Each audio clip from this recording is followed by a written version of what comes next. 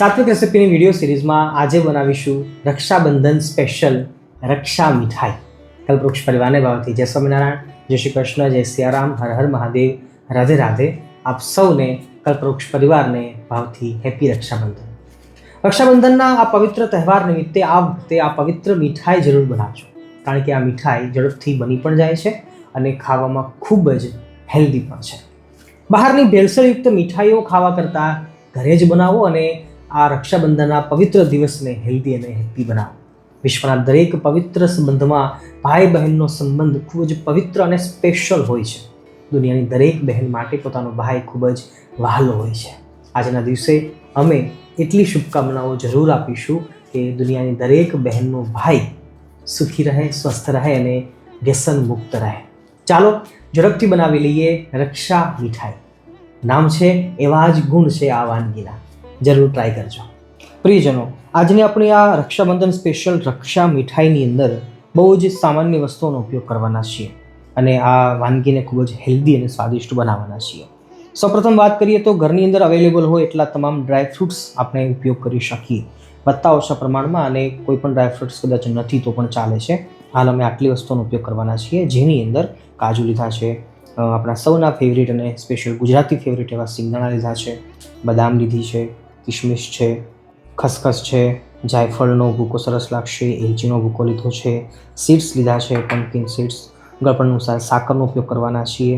અને એ ઉપરાંત જોઈએ તો દૂધ 1 ગ્લાસ જેટલું દૂધ છે એટલો સામે પાવડર લેવાનો છે, અને જેટલો પાવડર છે એટલો સામે એનાથી અડધો આપણે કાજુનો ભૂકો અથવા બદામનો ભૂકો પણ લઈ શકીએ છીએ. તો બહુ ઓછી વસ્તુઓ અને ખૂબ જ હેલ્ધી વસ્તુઓનો ઉપયોગ કરી, અને હા, સ્પેશિયલી આપણે ખજૂર લીધો છે, એ પણ આપણે એનો ઉપયોગ કરી શકીએ છીએ.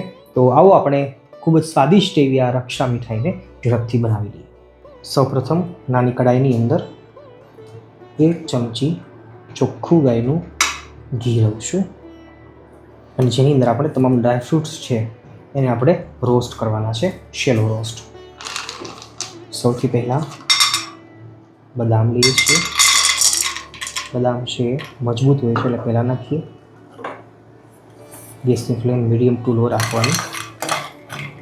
કાજુ બદામ ઇત્યાદિ ડ્રાયફ્રૂટ્સ છે દાજી ન જવા જોઈએ. બસ ગરમ ગરમ ઘી સાથે સતળાશે ને થોડાક, એટલે એની ફ્રેગ્રન્સ છે ખુલી જશે અને બહુ જ ફાઇન લાગશે. પછી સિંગદાણા નાખી દઈએ. ગેસની ફ્લેમ ધીમી રાખી છે. કાજુ નાખીએ છીએ. કાજુને ઓલવેઝ જોઈ લેવાના, અંદરથી સડેલા નથી એ ખાસ ધ્યાન આપીને પછી ગમે ત્યારે કાજુનો ઉપયોગ કરવાનો. અખરોટ છે પણ સરસ લાગશે. મારી જોડે પિસ્તા નથી એટલા માટે હું નહીં નાખતો, તમે એ હોય તો લઈ શકો છો. કોઈ પણ ડ્રાયફ્રૂટ્સ છે વધતા ઓછા પ્રમાણમાં લઈ શકાય. પમ્પકિન સીડ્સ, અને છેલ્લે નાખીશું દ્રાક્ષ. કિશમિશને નાખી ગેસની ફ્લેમને બંધ કરી દઈએ. અંદરની ગરમીથી જ કિશમિશ છે ખુલી જશે. અને હા, છેલ્લે હું કહેતા ભૂલી ગયો કે લાસ્ટમાં લવિંગ પણ 4-5 નાખી દેજો, સરસ લાગશે. લવિંગ છે ને એની સુગંધ બહુ સરસ લાગશે, એકદમ ઘી સાથે સતળાશે તો એ ફાઇન લાગશે. બસ હવે આને સંપૂર્ણ ઠંડુ થવા દઈએ અને પછી ખાંડણીમાં આખું ભાંગું કૂટી લઈએ, અને ત્યાં સુધીમાં આપણે દૂધનો માવો તૈયાર કરી લઈએ.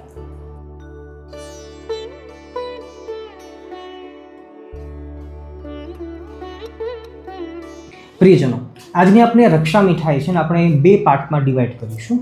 જેમાં પહેલો પાર્ટ એટલે કે અંદરનો મસાલો, જે આપણે હાલ ડ્રાયફ્રૂટ્સ બધા રોસ્ટ કર્યા છે એ તમામ મણકા છે માળાના, અને દોરો છે એના સામે આવશે ખજૂર. તો એ આપણે આગળ જોઈએ છીએ.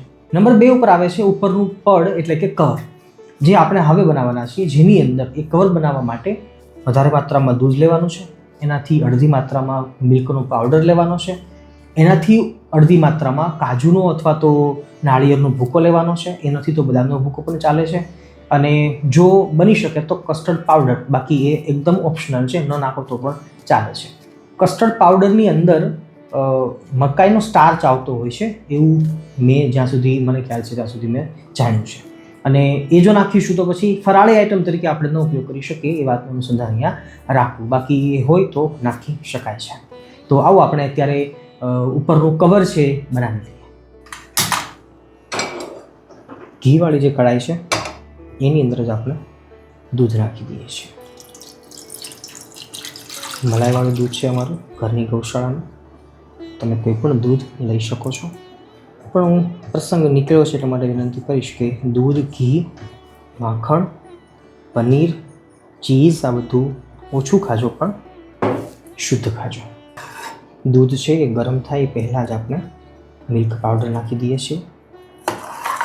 ગઠ્ઠા ન પડી જાય એનું ધ્યાન આપણે રાખવાનું. ઠંડા દૂધની અંદર ગઠ્ઠા નહીં પડે, તરત જ પીગળી જશે. ગેસની ફ્લેમ ધીમી રાખવાની છે હજી, અને ગળપણ અનુસાર સાકર નાખીએ છીએ આપણે.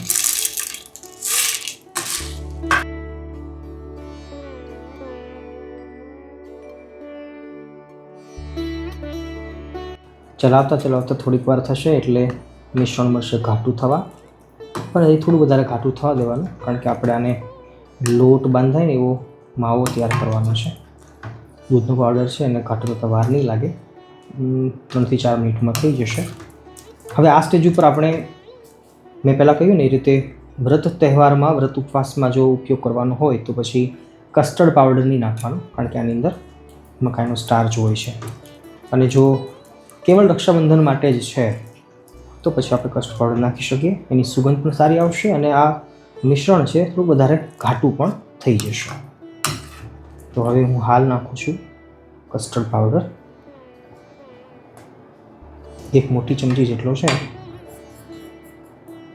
સારી રીતે ચલાવતા રહીએ.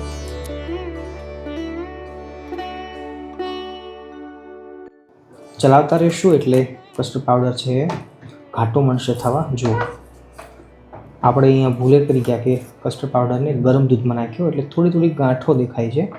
તમે ઠંડા દૂધની અંદર પીગાળી અને પછી નાખી શકો, જેનાથી તરત જ એ ઘાટો થઈ જશે. ગેસની ફ્લેમ અહીંયા ધીમી રાખવાની છે. અને હવે આ સ્ટેજ ઉપર આપણો કાજુનો પાવડર છે એને નાખી દઈએ છીએ.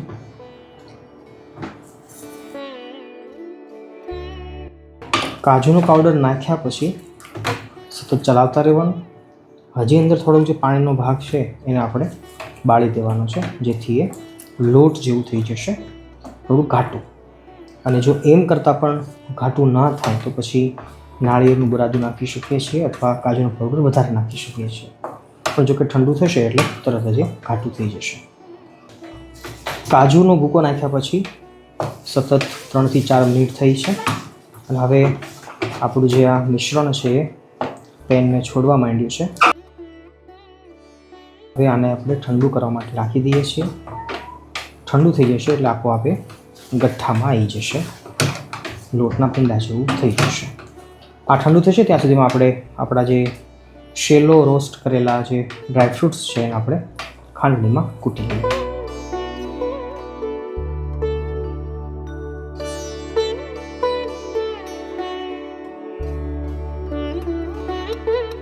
ડ્રાયફ્રૂટ્સનો આવી રીતે આખો ભાંગો ભૂકો કરવાનો છે. બદામ કે કાજુ કે આખું ન રહેવું જોઈએ, ફક્ત ભૂકો કરી થોડોક આખો ભાંગો. પછી આ સ્ટેજ ઉપર આપણે ઇલાયચી પણ નાખી શકીએ છીએ, અને આમાં ન નાખવું હોય એને ઉપરથી નાખીએ તો પણ વાંધો નથી. હું હાલ અંદર નાખી દઉં છું. એ ઉપરાંત મેં પહેલાં કહ્યું હતું કે ખજૂર છે ને આપણું દોરાના સ્થાને છે. ખજૂરની ચિકાશથી આપણે આ તમામ ડ્રાયફ્રૂટ્સને બાંધવાના છે. થોડું ડ્રાયફ્રૂટ્સને હું અલગ રાખું છું. ખજૂરની માત્રાને ધ્યાનમાં રાખી મેં પહેલાં કહ્યું હતું કે એક્યુરેટ માપ નથી આપતો, પણ ડ્રાયફ્રૂટ્સ આપણે ઓછા વધતા પ્રમાણમાં અવશ્ય લઈ શકાય છે. આવી રીતે જ્યારે આપણે ચલાવીશું એટલે ખજૂરની ચિકાશ છે એનાથી તે બધું બાઇન્ડિંગ થઈ જશે. અને હળવા હાથે આહિસ્તા કરી દેવાનું. ખજૂર છે એ મેં કાળો ખજૂર લીધેલો, અને ખજૂર છે એ ઘણા લાંબા સમયથી પેકિંગ હોય છે.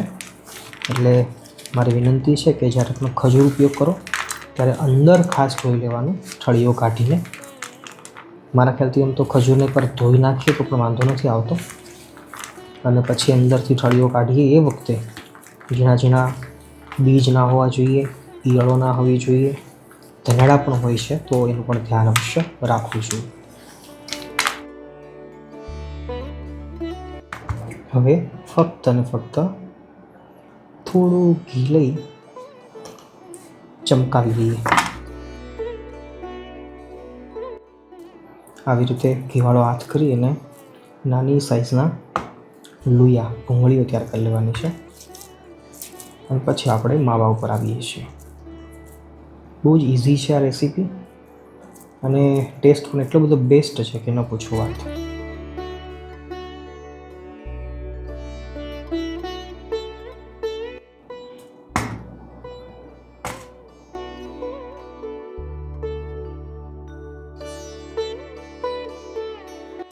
હવે માવાને તૈયાર કરી લઈએ.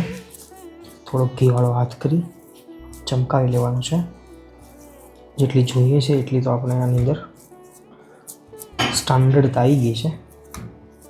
મેં કહ્યું હતું ને કે ઠરશે ને ઠંડો થશે એટલે લોટ જેવો આ થઈ જશે. તો આ રીતનું એક નાનું ને એક મોટું એવી રીતે પેંડા વાળી